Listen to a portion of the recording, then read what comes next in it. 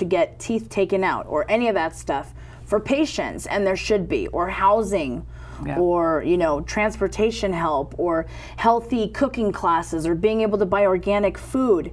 There's none of that stuff really. I mean, there's only like a couple organizations, and the reality is, there's so many organizations out there, and most people confuse us for the other ones that are focused on research. And that's fine. Research is fine. And research is important. But you also have to take care of the patients. Yeah. And so this is what we're gonna run out of time real soon, because this show goes by really fast.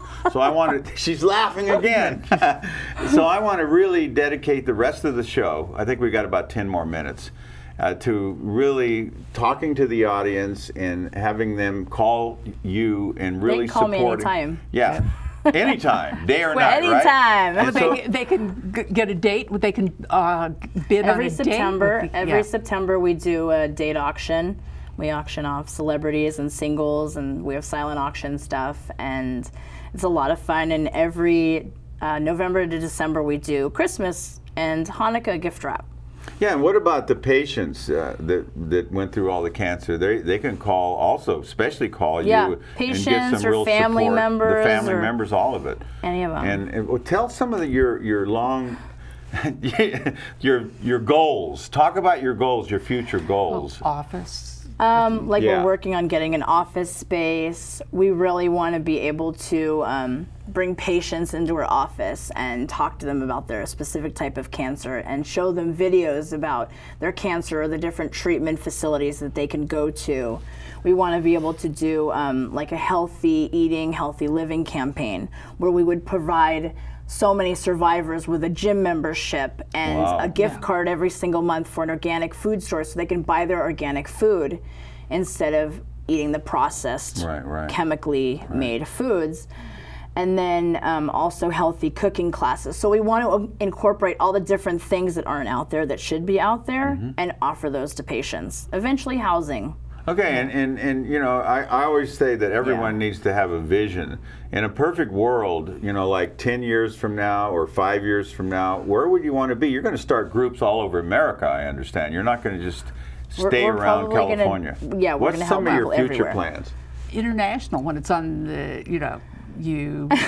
Right, 11 million viewers. Who knows? I mean, there's a bunch of different programs that we want to offer, but we're not really putting them out there yet because we're still trying to tweak them and make sure everything's going well. But eventually we want to be able to help people all across the United States that are affected by cancer, because like we were talking about, talk about the problem. All your treatments that you're having are going to save your life, which is exceptional. But the fact is, the quality of life for patients after they've had cancer and after they've had all that chemotherapy and all that radiation and all those different treatments, I mean, that's destroying your body. And then who's handling the quality of life after that? How are you supposed to go like get back into work? Like I'm disabled because I have damage in my brain. I can't like retain information. I can't do a lot of stuff because of the chemotherapy and the radiation. So there's a lot of things that are like long-term side effects that I'm never going to recover from. And so we need to get it out there that research is definitely important. Definitely important because it helped save my life and it's helped save a lot of other survivors' lives. Right. But who's helping them after that? Yeah, that's a good point. That's a very good point.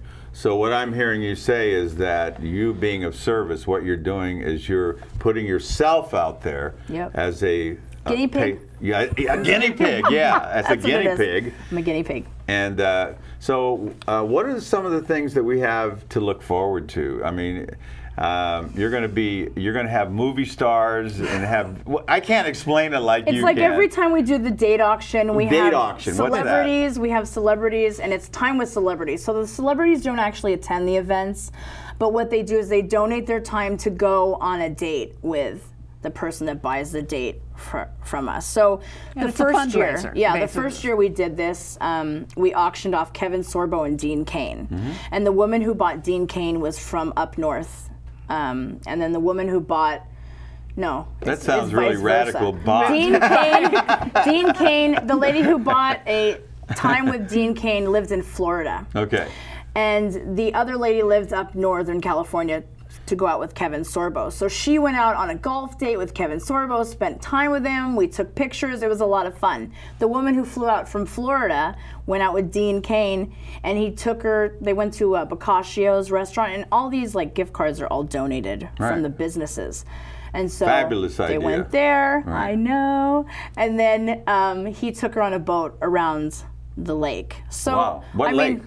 Westlake Lake. Westlake Lake. Down the street. Okay. Down the street. So we do a lot of fun things, and we really want to make sure that survivors feel welcome to come to these events. So the majority of the events that we try to do, we don't charge anything for them to come because we want them to be there, because that was one of the deciding factors of starting this organization. Was I had volunteered for another organization, and I didn't feel like I was part of the organization as long as I was with them, and I knew that I had to do something that would be able to incorporate survivors and welcome survivors to be there and to have fun and, you know, enjoy life and celebrate all that stuff. And that's why it's You Can. You Can is the name of the organization again. And you know, I want to elaborate and the little time we have left. You want to get a motorhome, a big motorhome. Why is that so funny? Because it sounds funny. Okay, a motorhome, and I'm going to ride my little tricycle, and I swear this is going to happen. I know. And one pedal at a time, and we're going to visit each cancer hot. Talk a little bit about that, your idea. So we already did this once. We did this You this already year. went across America one time. My assistant Sarah and I, we drove 9,000 miles in 21 days. We visited 4 of the top cancer centers in the country. We gave over 100 of these Share the Hope bracelets to patients all across the country. You walked in the hospital and talked to the patients. We talked to patients. We did interviews. We did all kinds of stuff. And, you know, we wanted to learn about why those cancer centers were the top cancer centers in the country. And so that's why we did it. We wanted to learn more. We wanted to get our name out there so people would know what we were doing. And I mean, that's awesome. So like, we do want to do another trip across the country. When did you do the last trip? May. In May. Okay. So now we're into the future. You want to do another trip, and you're going to visit all these hospitals, and I'm going to ride my little tricycle. Yeah, and we're going to talk to a lot of survivors, because the biggest misconception that people have is someone who's going through treatment will say to us, well, I'm not a survivor yet because I haven't beat the cancer. And what I always tell people is, you're a survivor from the moment that you're diagnosed with cancer. Wow. And you know, you are, because every single day that you go after that, I mean, every single day that you survive after that, you're continuing to survive. So I don't want people to think, you know, I have to think of myself as a patient because I haven't attained remission. You're talking to a cancer survivor right now. High five. Yeah, high five it. And I never heard that. And you know, it's about ready to wrap this show up. And I want to really thank you for being on the show. Do you have anything in the last? And I say that there's contact information. There is. That you can get hold of Dr. Lee, his contact information, and also with Rachel at her website. And my phone number, they can call me. Oh yeah, anytime, right? And we're out of time now, and I want to thank you for being on my show. No problem. And I want to thank you for being a wonderful co-host. It's been great. Ladies and gentlemen, we're out of time. My name is Dr. Lee Fitzgerald. See you next time, and keep the hope.